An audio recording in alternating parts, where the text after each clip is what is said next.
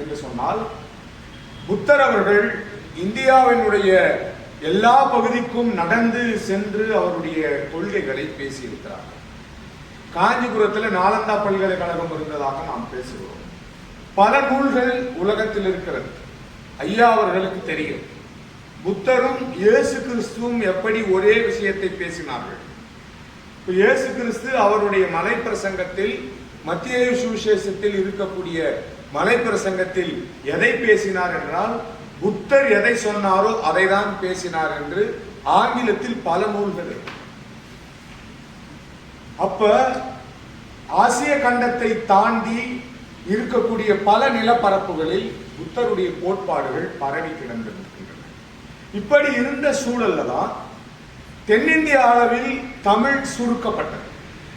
வட இந்தியாவில் ஆரியர்களுடைய படையெடுப்பிற்கு பிறகு அங்கே ஏற்பட்ட பல மாற்றங்களின் அடிப்படையில் தமிழ் துரத்தப்பட்டு அல்லது குறைக்கப்பட்டு தென்னிந்தியாவிற்கு, இந்திய மலைக்கு இந்த பக்கம் இருக்கக்கூடிய நிலப்பரப்பில் பேசப்பட்டு இன்னைக்கு தமிழ்நாட்டில் மட்டும் பேசக்கூடிய ஒன்றாக மாறி, இந்த தமிழ் பரப்பில் எப்படிப்பட்ட இலக்கியங்கள் இயங்கின என்பதை பற்றியெல்லாம் நாம் விரிவாக பேச வேண்டிய அவசியம் இல்லை.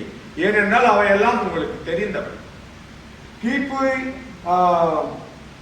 3ஆம் நூற்றாண்டிலிருந்து 19ஆம் நூற்றாண்டு வரை இருக்கக்கூடிய பௌத்த நிகழ்வுகளை நம்முடைய மயிலை சீனி வெங்கடசாமி அவர்கள் 1940 ஒரு புத்தகமாக தமிழும் பௌத்தமும் என்ற ஒரு புத்தகமாக எழுதி வைத்திருக்கிறார்.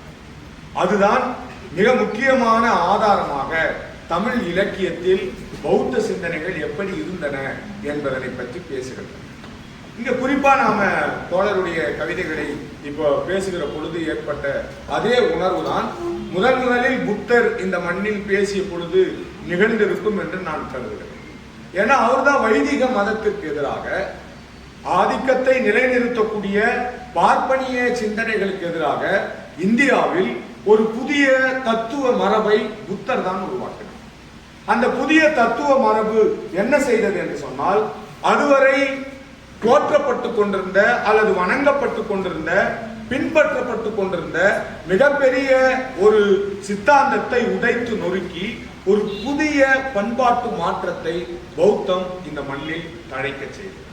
அப்படி தழைக்க செய்த பிறகு அசோகருடைய ஆட்சிக்கு பிறகு இந்தியாவில் முழுக்க பௌத்தம் பரவுகிறது, தமிழ்நாட்டில் பரவுகிறது.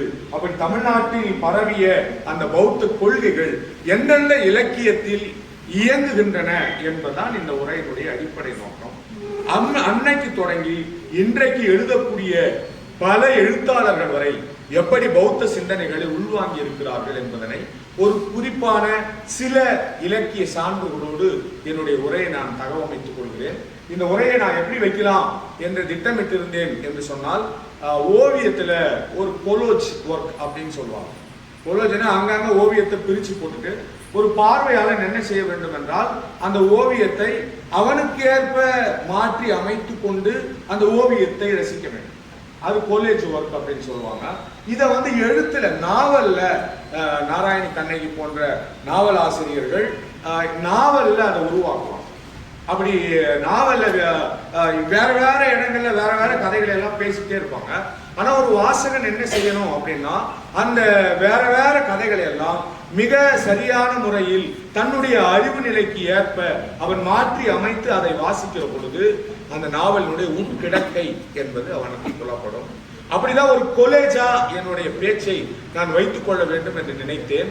அது எந்த அளவுக்கு வெற்றிகரமாக இருக்கும் என்று என்னுடைய பேச்சு முடிந்த பிறகுதான் அது தெரியும். தோழர்களே, நான் சொல்ல வருவது இதுதான். பௌத்தம் முதலில் 3, 4, 5 என்ற 3 எண்களை அடிப்படையாக கொண்டது.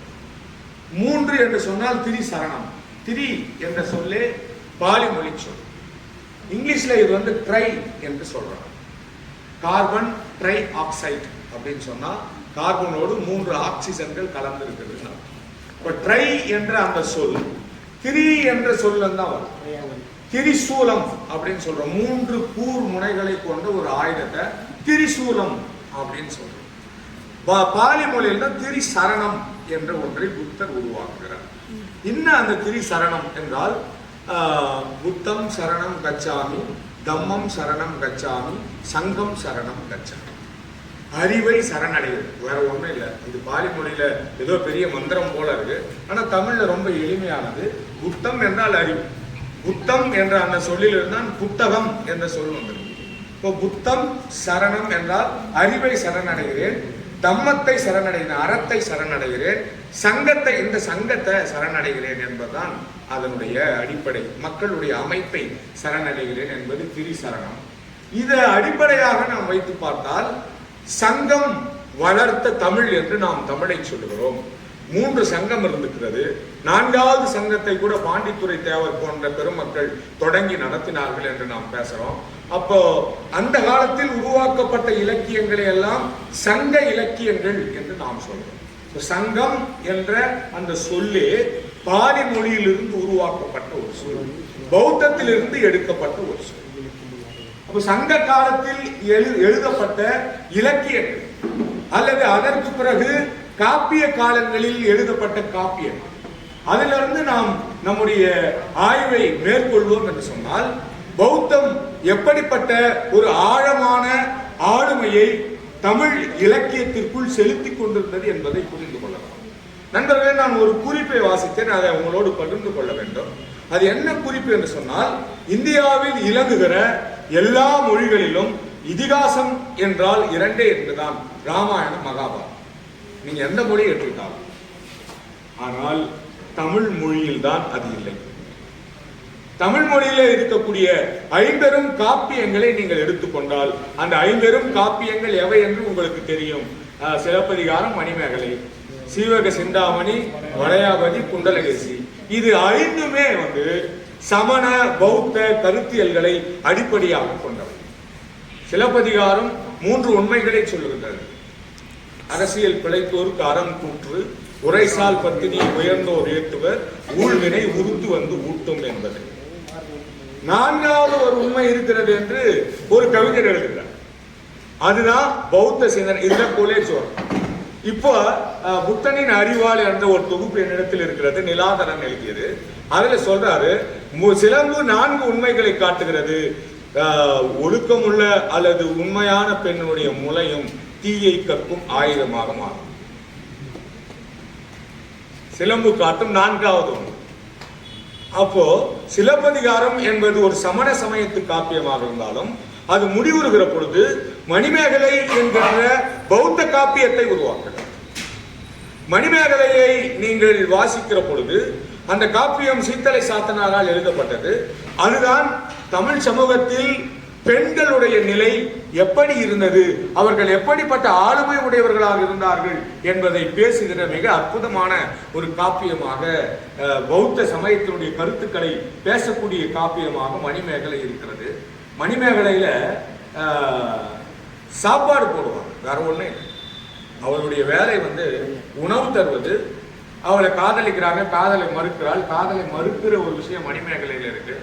மறுக்கும் உரிமை என்ற ஒரு உரிமை இப்ப நாம் பேசுறோம், ரெஃப்யூசிங் ரைட்ஸ். எதையும் நீ மறுக்கலாம். அப்படி மறுக்கிற உரிமை அன்னைக்கே மணிமேகலை கிட்ட இருக்கு. உதயகுமாரன் காதலிக்கிற பொழுது இதை போல ஒரு பளிங்கு மண்டபத்தில் போய் அவள் ஒளிந்து கொண்டு அந்த காதலை அவள் மறுக்கிறாள். மறுத்து பௌத்த பிக்குனியாக மாறுகிறாள். அப்ப அப்படியே நாம ஒரு விஷயத்துக்கு வருவோம். கோயில்களுக்குள் வைதிக மதம் பெண்களை உள்ள விடாது, அவர்களை மத சடங்குகளில் ஈடுபடுத்திக் கொள்ளாது. ஆனால் பௌத்தம் பிக்குணிகள் சங்கத்தை வைத்திருந்தது. பெண் பிக்குணிகள் இருந்தார்கள். இவங்க சும்மா இருந்தாங்களா அப்படின்னா, அவங்க பல கவிதைகளை எழுதியிருக்கிறார்கள். உலகத்தில் முதல் பெண் உரிமை கருத்துக்களை கவிதைகளாக எழுதியவர்கள் பௌத்த பிக்குணிகள் தான். அது இன்னைக்கு தேரி காதை என்ற ஒரு தொகுப்பாக மங்கை அவர்கள் தமிழில் மொழிபெயர்த்திருக்கிறார். ரைஸ் டேவிஸ் என்று சொல்லக்கூடிய மிக முக்கியமான பௌத்த ஆய்வாளருடைய மனைவி அதை ஆங்கிலத்தில் மொழிபெயர்க்க தமிழில் இன்றைக்கு எதிர் வெளியீடாக தேரி காதை என்ற ஒரு புத்தகம் இருக்கிறது. நண்பர்களே, அதை நீங்கள் படித்தீர்கள் என்றால் உங்களுக்கு அதுல குடும்ப அமைப்பை மிக மோசமாக எதிர்த்து பேசுறாங்க. இன்னிலிருந்து நான் விடுதலை பெற்று விட்டேன், இதுக்கு மேல நான் எங்க வீட்டுல சாமான கழுவ மாட்டேன் அப்படின்னு ஒரு பிக்கினி ஒரு கவிதை எழுதியிருக்கேன். நீங்க யோசித்து பாருங்க. இதுக்கு மேல எங்க வீட்டுல சாமானம் கழுவ மாட்டேன், குடும்ப பாரத்தை சுமக்கிற வேலையெல்லாம் எனக்கு இல்லை, நான் இப்பொழுது விடுதலை அடைந்து விட்டேன் அப்படின்னு வந்து ஒரு பிக்குனி ஒரு கவிதை எழுதியிருக்காங்க. இது மாதிரி 43 பிக்குனிகளுடைய கவிதைகள் ஆனந்தன் என்று சொல்லக்கூடிய புத்தரினுடைய தலைமைச் செயலரால் தொகுக்கப்பட்டு சுத்த பிடகத்தில் அது வைக்கப்பட்டது. அப்ப அதுவே மணிமேகலையில் என்ன சொல்றாங்க பாருங்க, காணார் கேளார் கால் முடப்பட்டோர் பேணுனர் இல்லோர். காண முடியாதவர்கள், கால் முடப்பட்டவர்கள், கேட்க முடியாதவர்கள், பேணுவதற்கு காப்பாற்றுவதற்கு இல்லாதவர்கள், பிணி நடுக்குற்றோர் யாவரும் வருக என்று இசைத்து அதனுடன் அவர்களை இசைவோடு அழைத்து அவர்களுக்கு சோறை ஊட்டுறார். அப்படி ஊட்டுவது ஏன் அப்படின்னா, பிறந்தோர் உருவது பெருகிய துன்பம், பிறவார் உருவது பெரும் பேரின்பம், பற்றின் வருவது முன்னது பின்னது அற்றோர் உருவது என்று அறிக என்றருளி என்று மணிமேகலை பேசுறார். இந்த 2 பாடல்கள் தான் மணிமேகலினுடைய 2 எல்லைகளாக நாம் பார்க்கலாம் நண்பர்களே. அப்போ ஒரு பெண் தான் பெறுகிற இந்த பலனின் மூலமாக இந்த சமூகத்தின் துயரை தீர்க்கக்கூடிய வல்லமை பெற்றவளாக மாறினாள் என்பதுதான் மணிமேகலினுடைய கதை. இந்த மணிமேகலுடைய கதைக்கும் பௌத்தத்துக்கும் என்ன சம்பந்தம் என்று சொன்னால், பௌத்தத்துல 4 விஷயங்கள் இருக்கு. ஒன்று வந்து துக்கம். உலகத்தில் பிறந்திருக்கக்கூடிய எல்லா உயிர்களும் துக்கம் கொண்டவை என்பது பௌத்த தத்துவம். துன்பமில்லாத எந்த உயிரும் கிடையாது. அப்ப அப்படியே நம்ம அறிவியலுக்கு நகர்ந்தோம் என்று சொன்னால், எந்த உயிரெல்லாம் துன்பம் அடைதலில் இருந்து தன்னை காப்பாற்றிக் கொள்கிறதோ அந்த உயிர்கள் எல்லாம் பிழைக்கும் என்று சொல்றார்.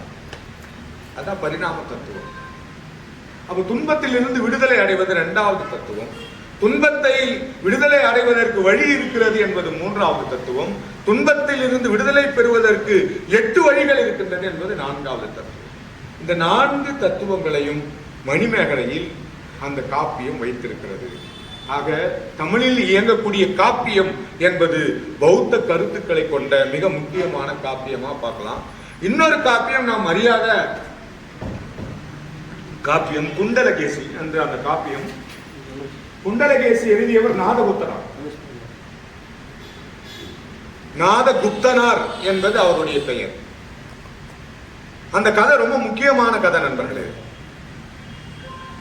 எப்படிப்பட்ட கதை அப்படின்னா, அந்த குண்டலகேசியினுடைய பாடல்கள் முழுமையா நமக்கு கிடைக்கல. வீர சோழியம் என்ற ஒரு இலக்கண நூல்ல இருந்து நமக்கு நிறைய பாடல்கள் கிடைக்குது.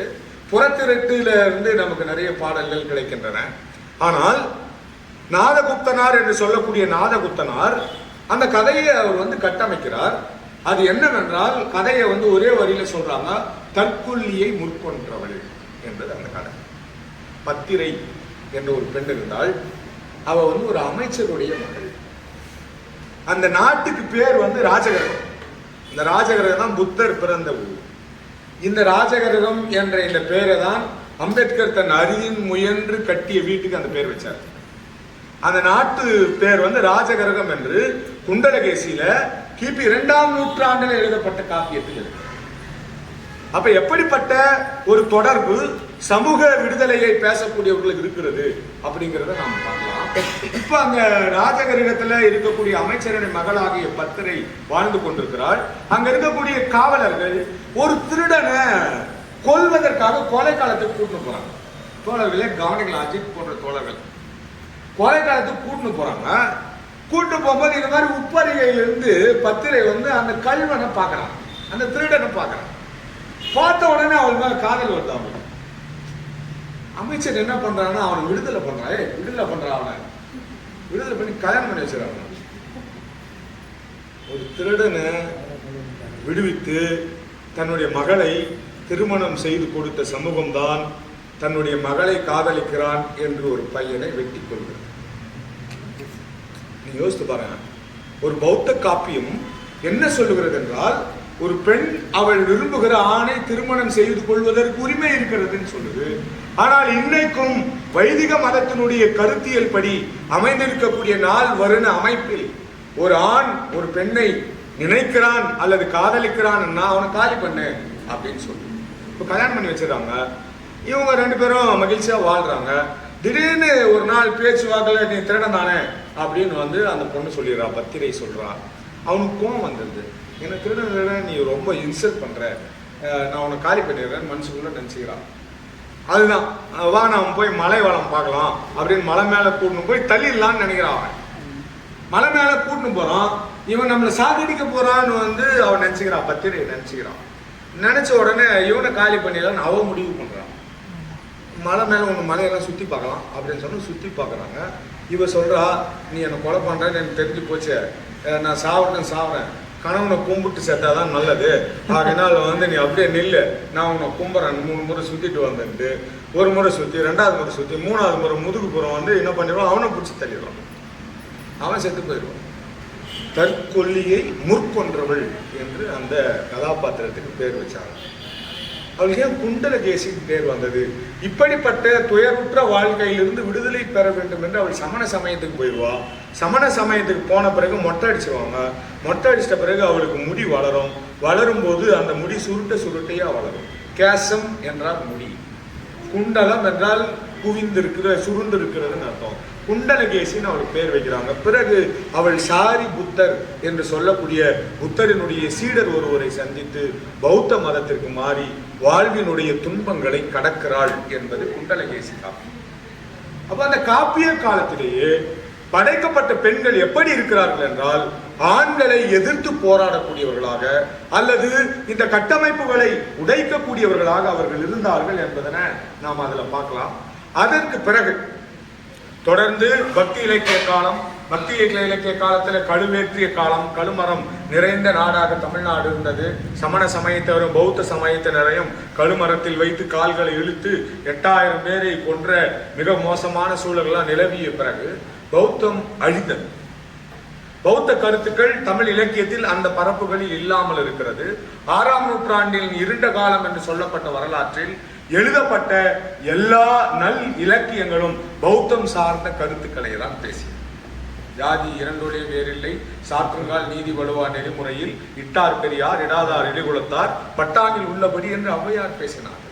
இல்லாத இல்லானும் வேண்டால் ஈன்றெடுத்த தாயும் வேண்டால் செல்லாத அவன் வாயின் சொல் என்று அவர்கள் சொன்னார். ஆசார கோவையில கற்பது பற்றி பேசியிருக்கிறார். எப்படி கற்க வேண்டும், ஆசிரியர்கள் எப்படி இருக்கணும், மாணவர்கள் எப்படி இருக்க வேண்டும், கல்வி எப்படி சிறந்ததாக இருக்கிறது என்பதை குறித்தெல்லாம் அந்த காலத்தில் தான் பேசினார்கள். ஆகவே அது யாருக்கு இரண்ட காலமாக இருந்தது என்றால், வைதிக சமயத்தினராகிய இந்து தர்மவாதிகளுக்கு அது இருண்ட காலமாக இருந்தது. ஆனால் அதுதான் பௌத்தர்கள் கலப்பரர்களால் ஆட்சி செய்யப்பட்ட காலம் என்று வரலாறு ஒரு புது வரலாற்றை பேசுகிறது. அதுக்கு பிறகு அயோத்திதாச பண்டிதருடைய காலம். நான் கொஞ்சமா அப்படியே மாறிக்கிறேன். அயோத்திதாச பண்டிதர் மிக முக்கியமான ஒரு ஆய்வாளர். அவர் ஒரு சித்த மருத்துவர். அது மட்டும் இல்லாமல் தமிழ் இலக்கியங்களை தொடர்ந்து மாற்று கண் கொண்டு பார்த்து அவற்றுக்கான காரண காரியங்களை எழுதியவர். இந்த காரண காரியம்னு ஒரு வார்த்தை இருக்குல்ல, இந்த காரண காரியம் பௌத்த தத்துவம், காஸ் அண்ட் எஃபெக்ட். எண்ணெய் என்பதை எண்ணெய் என்று அவர் சொல்றார். உண்மை என்பதை உண்மை அப்படின்னு சொல்வார். மூணு சொல்லி என்ன மெய், உண்மையை உண்மை என்று சொல்வார். எண்ணெயை எண்ணெய் என்று சொல்வார். கார்த்திகையை கார்த்துல தீபம் என்று சொல்வார். இருளை நீக்குகிற ஒளி என்று சொல்றார். புத்தர் உனக்கு நீயே ஒளியாக இருந்தா இருளை நீக்குகிற ஒளியாக இருக்க வேண்டும் என்று தன்னுடைய அறிவு திறத்தால் தமிழ் சமூகத்தினுடைய எல்லா இலக்கியங்களையும் ஆய்வு மனப்பான்மையில் போட்டு மறு உருவாக்கம் செய்தவர் அயோத்திதாச பண்டிதர் அவர்கள். அவருடைய மிக முக்கியமான நூலாக நாம் பார்ப்பது அபிதம்ம பிடகத்தை அவர் புத்தருடைய வாழ்க்கை வரலாற்றாக அவர் எழுதுகிறார். அது மிக முக்கியமான ஒரு நூலாக இருக்கிறது. அதன் பெயர் ஆதி வேதம். இன்னும் அவர் எழுதிய அதே மொழி நடையில் தான் அது இருக்கிறது. தற்கால தமிழில் இப்பொழுது இருக்கக்கூடிய இளம் எழுத்தாளர்கள் அந்த நூலை எழுதுவார்கள் என்று சொன்னால் தமிழ் சமூகத்துக்கு ஆற்றுகின்ற மிகப்பெரிய பணியாகிறது. ஆதிவேதம் 3 பிடகங்கள் இருக்கிறது. பிடகம் என்றால் கூடை, திரிபிடகம் என்று சொல்றோம். 3 பிடகங்கள் பௌத்த கருத்துக்களை சொல்லக்கூடிய நூல்களினுடைய கோவை, ஒரு அரேஞ்ச்மெண்ட்ஸ். அது சுத்த பிடகம், வினய பிடகம், அடுத்தது அபிதம பிடகம். இந்த அபிதம பிடகத்தில் தான் அணுவை பற்றி பேசுகிறார். புத்தர் அணுவை பற்றி பேசுகிறார். பொருள்கள் எப்படி உருவானது என்று அறிவியலை, மூலக்கூறை பற்றி பேசுகிறார். இப்படி பேசுற இந்த காலத்துல தான் ஔவை என்ற ஒரு பௌத்த துறவி திருவள்ளுவர் என்ற அந்த எழுதிய திருக்குறளை புகழ்ந்து பேசுகிற பொழுது அணுவை துளைத்து என்று பேசுகிறார். கடுகை துளைத்து 7 கடலை புகட்டி குறுக தரித்த குறள் என்று திருக்குறளை பற்றி ஒரு புகழாரம் இருக்கிறது. அதை விட சின்னதா ஏன்னா இருக்குமா என்று யோசித்து பார்க்கிற பொழுது கடுகை நம்மால கண்ணில் பார்க்க முடியும், பட் அணுவை நம்மால் கண்ணில் பார்க்க முடியாது. அணுவை பற்றியும் இந்த பொருள்களுடைய உறவு பற்றியும் உற்பத்தி பற்றியும் மனித உடலில் இருக்கக்கூடிய வேதி பொருள்கள் பற்றியும் பேசிய ஒரே சமயம் பௌத்த சமயம் தான். இந்த உடல் என்பது 4 கூறுகளால் ஆகியிருக்கிறது. நிலம், நீர், நெருப்பு, ஆகாயம் என்று வாயு, காற்று என்று சொல்லக்கூடிய 4 கூறுகளால் ஆயிருக்கு. ஆகாயம் ஆகிய 5வது கூறுக்கும் இந்த உடலுக்கும் எந்த தொடர்பும் இல்லை. ஆகவே இந்த 4 கூறுகள் தான் இந்த உடல்ல இருக்கு. இந்த 4 கூறுகள் தொடர்ந்து சுழற்சி முறையில் மாறிக்கொண்டே இருக்கிறது. இப்போ ஒருத்தர் செத்து போயிட்டாரு அப்படின்னு சொன்னா அவரை நாம புதைத்து விடுகிறோம் என்றால் அவர் நைட்ரேட்டா மாறிடுவார்.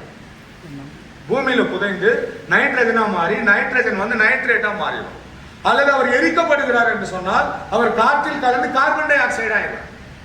ஒருவேளை நைட்ரேட்டா மாறிட்டா தாவரங்களுடைய வேர்கள் நைட்ரேட்டை உறிஞ்சிக்கும், அமோனியாவை அதன் மூலம் எடுத்துக்கொள்ளும்.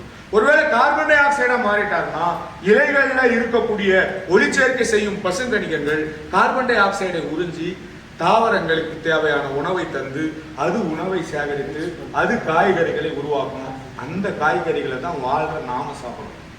அப்ப நாம் சாப்பிடுற சாப்பாடு உணவு என்பதெல்லாம் யாரோ செத்து போன உடலினுடைய இன்னொரு பகுதி அல்லது இன்னொரு வடிவம். அந்த வடிவத்தை தான் நாம் சாப்பிடுறோம். அப்ப பௌத்தம் என்ன சொல்லுதுன்னா, நீ செத்து போல தொடர்ந்து சுழற்சியாக இந்த மண்ணில் இருக்கிற ஒரு முறையும் உனக்கு துன்பம் இருக்கிறது, துன்பத்தில் இருந்து நீக்கம் பெற வேண்டும், துன்பத்தில் நீங்குவதற்கு வழி இருக்கிறது. ஆகவே அந்த வழிகள் எல்லாம் என்னன்னா 8 மார்க்கங்களை அது பேசுகிறது. இந்த 8 மார்க்கங்கள் தான் கண்டிப்பாக இலக்கியத்தினுடைய எல்லா பார்வையாகவும் இருக்க முடியும் என்பதுதான் நாம் இப்பொழுது முன்வைக்க வேண்டிய மிக முக்கியமான பார்வை. ஏன்னா இன்னைக்கு ஒரு ஒற்றை வெறுப்பரசியலை அல்லது வெறுப்பு மனநிலையை மக்கள் முன்னால் விதைத்துக் கொண்டிருக்கக்கூடிய சமூக சூழலில் எப்படி ஒரு 8 பொருண்மைகள் சமூகத்தை புனரமைக்கின்றன என்பதனை மிக சிறப்பாக புத்தர் அவர் வாழ்ந்த காலத்திலே சொல்றார். மிக முக்கியமா சொல்றார், நற்காட்சி என்று சொல்றார்.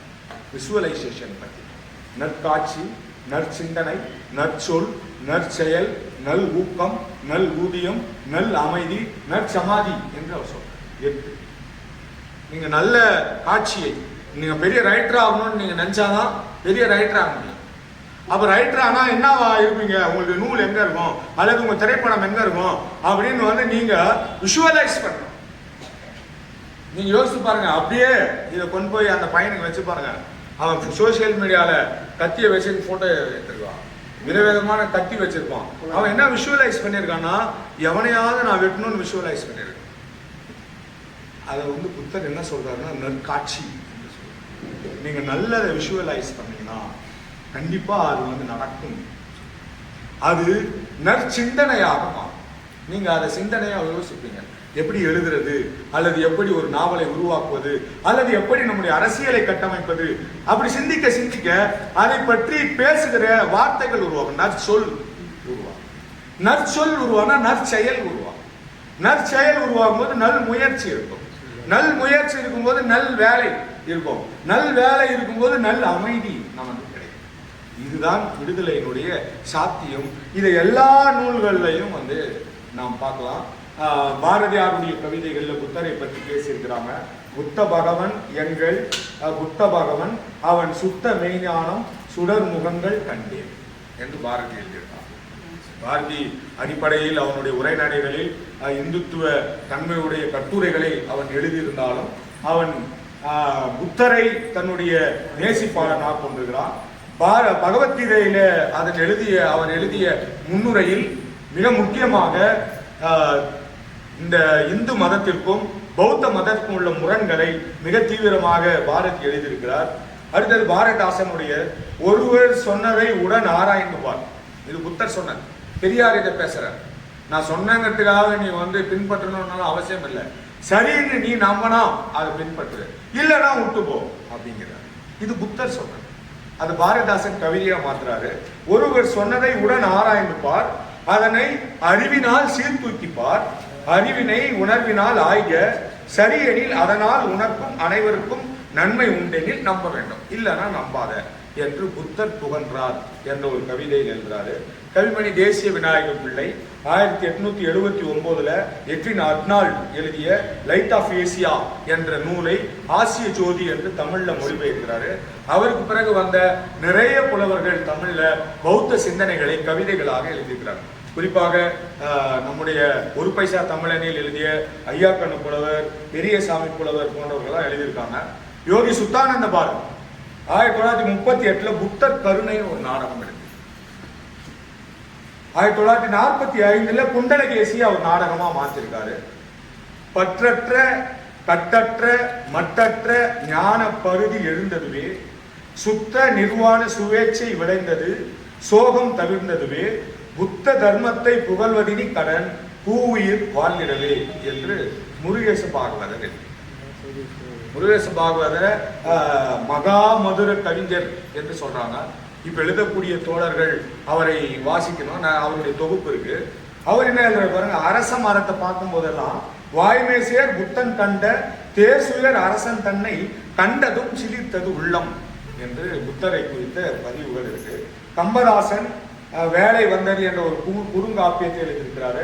புத்தர் புனர்ஜென்மம் என்று ஒரு நூலை எழுதியிருக்கிறாரு. தமிழ் ஒளி என்ற அற்புதமான கவிஞர் புத்தர் நடந்த திசையினிலே, பொங்கி வழிந்த திசையினிலே சித்த மகிழ்ந்து நடந்திடவே ஒரு தெய்வ மனிதன் வருகிறான் என்று புத்தர் பிறந்த அந்த சிறப்பை எழுதுகிறாரு. சுரதா பல கவிதைகளில் புத்தருடைய சிறப்புகளை பாடியிருக்கிறார். சுரதாவிற்கு பிறகு வரக்கூடிய பாவேந்தர் பரம்பரை என்று சொல்லக்கூடிய முடியரசன், வாணிதாசன் போன்ற கவிஞர்கள், மறைந்து போன கவிஞர் குடியரசு போன்றவர்கள் எல்லாம் அற்புதமாக புத்தரை பற்றிய கவிதைகளை தமிழ் இலக்கியத்தில் பதிவு செய்திருக்கிறார். உரைநடையில நாம் பார்த்தோம் அப்படின்னு சொன்னா, பூப்பாரா தான் முதல்ல தமிழ்ல புத்தரை பற்றி ஒரு கதை எழுதுறாரு.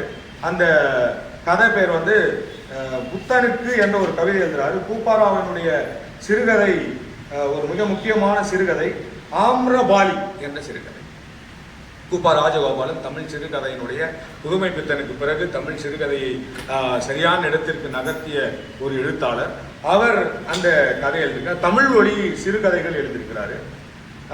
புதிய கவிதைகள்ல நாம் பார்த்தோம்னா அப்துல் ரஹ்மானுடைய கவிதைகள், அவர் தான் ஜென் கவிதைகளை தமிழுக்கு அறிமுகப்படுத்துறார். யுவன் சந்திரசேகருடைய பயணி போன்ற கவிதை தொகுப்பு ஜென் கவிதை தொகுப்புகளாக வருது. மகேந்திரவர்மனுடைய மகன் ஒருவன் தான் போதி தர்மர் என்று சொல்லப்பட்டு அவர் தான் சீனாவுக்கு சென்று பௌத்தத்தை பரப்புகிற பொழுது அவர் பரப்பிய பௌத்தம் தான் ஜென் பௌத்தம். ஜென் பௌத்தத்தினுடைய தன்மை அங்கே இருக்கக்கூடிய நாடுகளில் பரவி கவிதைகள் எல்லா விஷயங்களும் மாறி ஜப்பானுக்கெல்லாம் போது அங்கதான் ஐக்கு கவிதைகள் உருவாகும். நிறைய பேர் கவிதை எழுத ஆரம்பித்தவர்கள் ஐக்கு கவிதைகள்ல தான் எழுதினாங்க. ஐக்கு கவிதைகளில் சொல்லப்பட்ட எல்லா தத்துவங்களும் பௌத்த தத்துவங்கள் தான், ஜென் தத்துவங்கள் தான் சொல்லப்பட்டது. ஈழ போராட்டம் நடந்த காலகட்டத்தில் புத்தன் மேல் பல விசாரணைகள் நடந்தது தமிழ் இலக்கியத்துல. புத்தருடைய கொள்கைகளை பின்பற்றக்கூடியவர்கள் எப்படி இப்படி மக்களை சாகடிக்கலாம் என்று சொல்றாங்க. புத்தன் ஆயுதம் தந்தது புத்தன் பிறந்த நாடு, புத்தனை பெற்ற நாடு, கொன்று முடித்தது புத்தனை கற்ற நாடு அப்படின்னு ஒரு கவிதை இருக்கு. இந்தியா ஆயுதம் கொடுத்தது இலங்கைக்கு, இலங்கைக்காரன் தமிழர்களை சுட்டு கொண்டான். அது ரெண்டு. ஆயுதம் கொடுத்தது புத்தனை பெற்ற நாடு, கொன்று குவித்தது புத்தனை கற்ற நாடு அப்படின்னு ஒரு கவிதை இருக்கு. எல்லாத்தோட ஒரு அற்புதமான கவிதை நான் பார்க்கறது M.A. நுஹ்மான் அவர்கள், ஈழத்தமிழ் கவிஞர். அவர் எழுதிய கவிதை ஒரு 90,000 புத்தகங்கள் ஈழத்தில் இருக்கக்கூடிய அந்த யாழ்ப்பாண நூலகத்தில் கொளுத்தி தீக்கிரையாக்கப்பட்ட போது அந்த கவிதை எழுதப்பட்டது. அந்த கவிதை இப்படி தொடங்கும், நேற்று என் கனவில் புத்தர் பெருமான் சுடப்பட்டார் அப்படின்னு தொடங்கும். கடைசியில அந்த கவிதை எப்படி முடியும்னா, 90,000 புத்தகங்களை அவர் உடல் மேல அடுக்கி புத்தர் சாம்பலாக்கப்பட்டார், தம்ம பதமும் சாம்பலானது அப்படின்னு.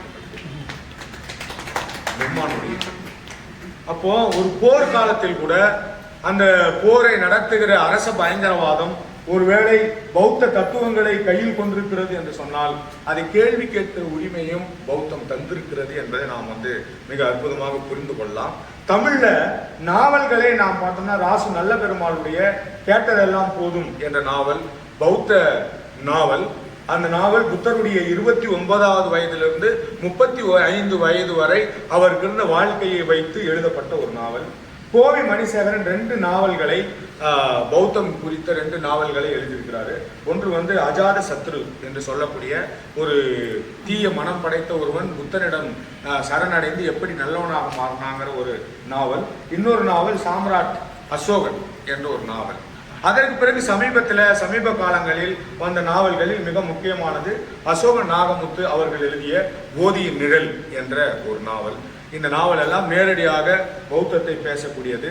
நம்முடைய தோழர் குடியாத்தத்தில் இருக்கக்கூடிய சரவணன் அவர்கள் ஒரு நாவலை, பௌத்த நாவல் ஒன்றை எழுதி பல பரிசுகளையும் அதற்கான அங்கீகாரத்தையும் அவர் பெற்றிருக்கிறாரு. அடுத்தது தமிழ்ல மிக முக்கியமான ஒரு நாவலாக நாம் பார்க்கறது சித்தார்த்தா என்கிற ஒரு மொழிபெயர்ப்பு நாவல். ஹெர்மன் ஹெஸ்ஸே என்பவர் எழுதிய சித்தார்த்தா என்ற நாவல் ரொம்ப முக்கியமான ஒரு நாவல். அதை நாம் படிக்கணும். திருலோக சீதாராமன் அவர்கள் தமிழில் மொழிபெயர்த்தார். நாடகங்களை நாம் பார்த்தோம்னா இன்குலாப் அவர்கள் மணிமேகலையை நாடகமாக மாற்றினார். இன்குலாப் அவர் வாழ்ந்த காலத்தில் 2 நாடகங்கள் ரொம்ப முக்கியமானது. ஔவை நாடகம், ஔவையினுடைய பல விஷயங்களை கட்டுடைத்தார்கள். அதே போல மணிமேகலை என்ற நாவலையும் நாடகத்தையும் அவர் எழுதினாரு. இந்த மணிமேகலையை குறித்து சமீபத்தில் 2 புத்தகங்கள் வந்திருக்கு. ஒரு புத்தகம் வரப்போகுது. ஒன்று மணிமேகலையின் பௌத்த பேரறம் என்று சொல்ற புத்தகம். அது பேராசிரியர் அரங்கமல்லிகாவுடைய புத்தகம். இப்பொழுது அது அச்சில் இருக்கு. இன்னொரு புத்தகம் வெளிவந்திருக்கிறது. பேராசிரியர் மார்க்ஸ் எழுதிய மணிமேகலை என்கின்ற புத்தகம். மிக முக்கியமான புத்தகம். மணிமேகலையை மார்க்ஸ் அவர்கள் அரசியல் கண்ணோட்டத்தோடு, தற்கால அரசியலோடு மணிமேகலையை அவர் கட்டுடைத்து தொடர்ந்து இந்த சமூகத்திற்கு மணிமேகலை என்ற காப்பியம்.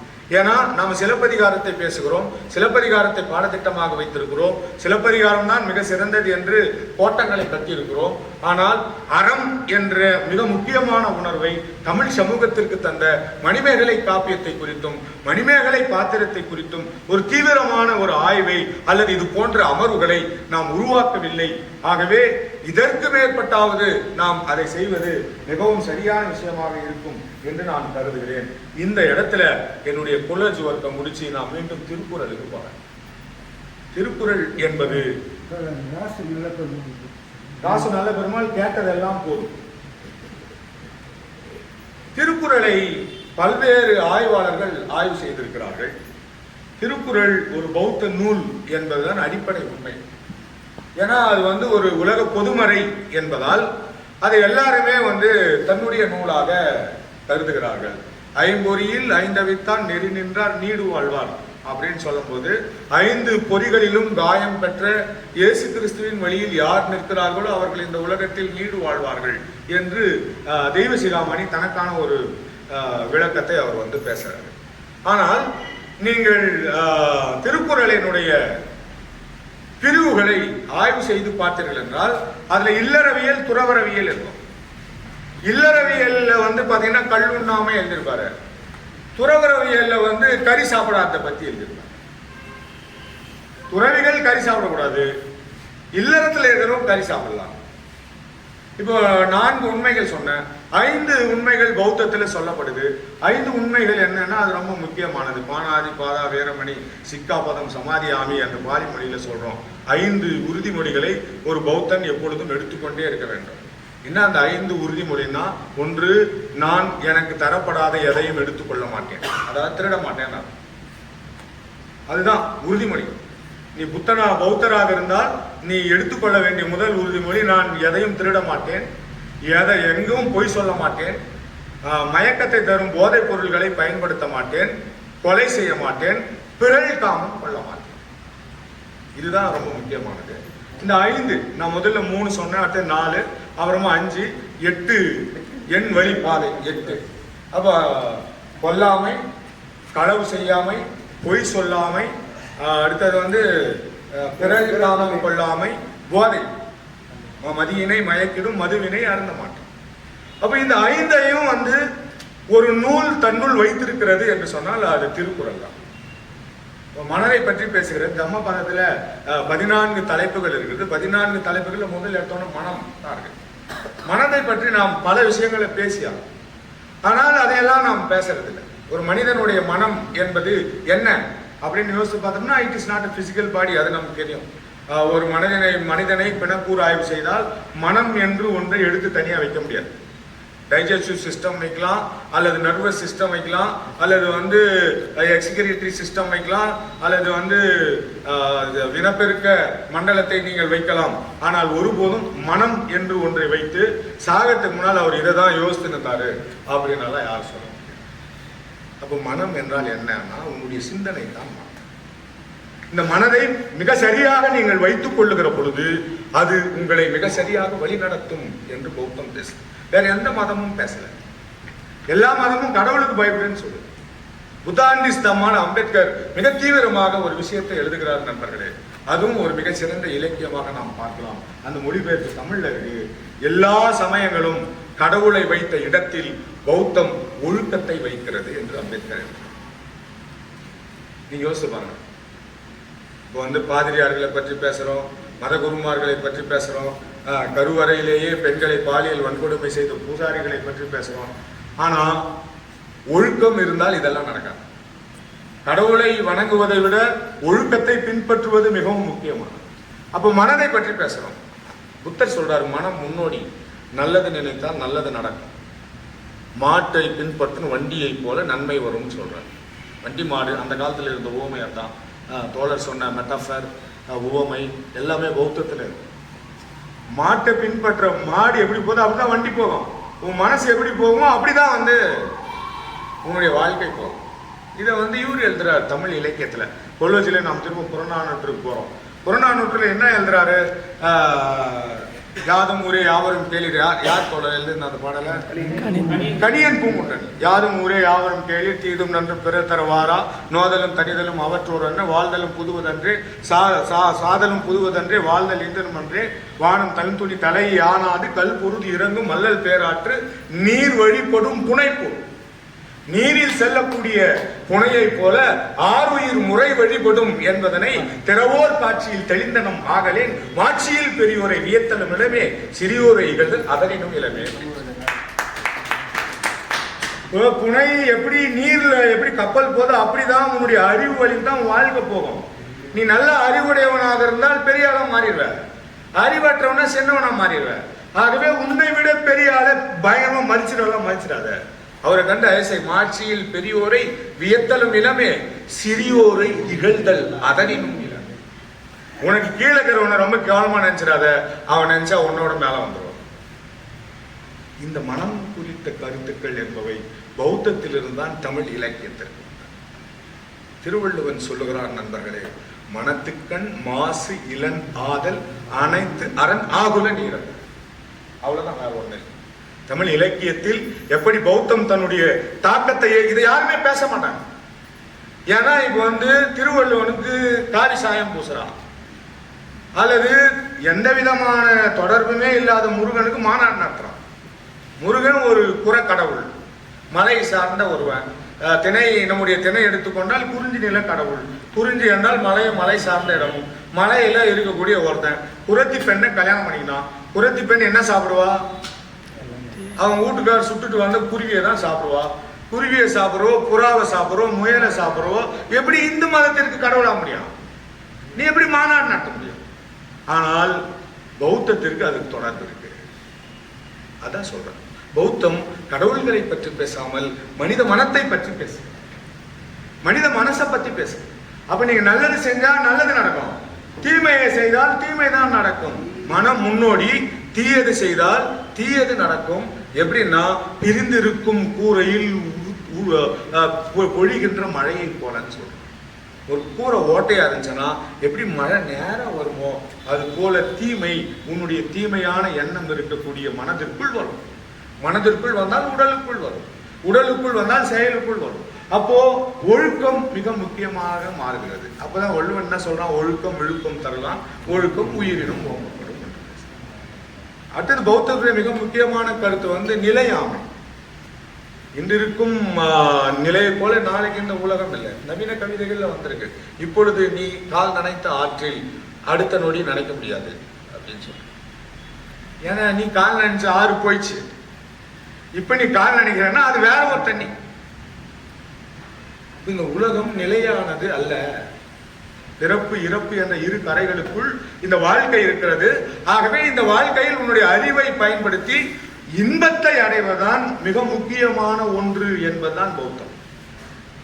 அது சும்மா எல்லாருமே என்ன நினைச்சிட்டாங்க அப்படின்னு சொன்னா, பௌத்தம்னா பெரிய கட்டுப்பாட்டுக்குள்ள எல்லாம் இருக்கணும், அதெல்லாம் கிடையாது. எது உனக்கு இன்பம் தருகிறது?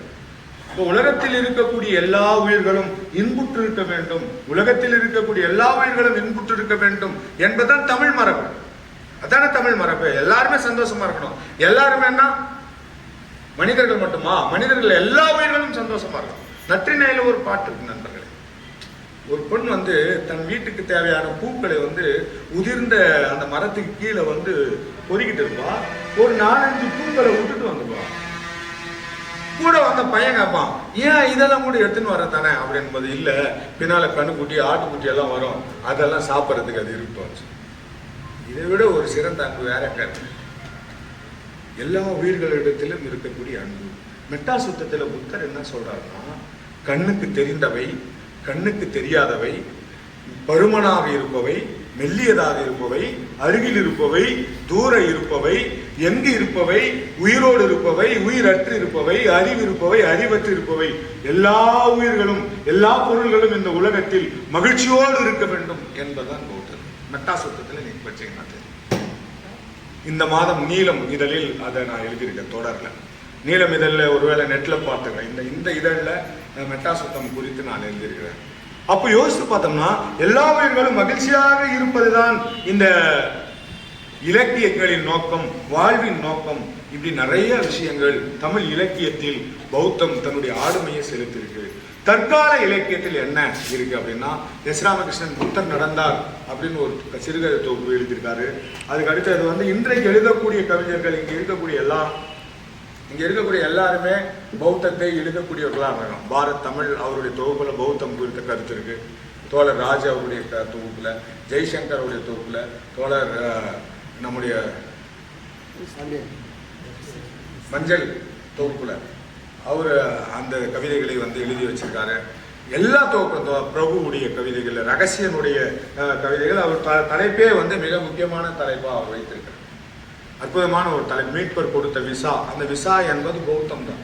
அதே போல நிலாதாரனுடைய புத்தனின் அறிவாள், தலைப்பே புத்தனின் அறிவாள். இதில் ஒரு கவிதை இருக்கு. தன் கதிர் அறிவாளை புத்தன் அமர்ந்திருந்த பீடத்தின் மீது வைத்துவிட்டு குளத்தில் இறங்கி முகம் கழுவினான் குடியானவன். தன் கையில் இருந்த தாமரையை குளத்தில் எறிந்த புத்தன் கதிர் அறிவாளை கையில் எடுத்து கருணை பொங்க பார்த்து கொண்டிருந்தான்.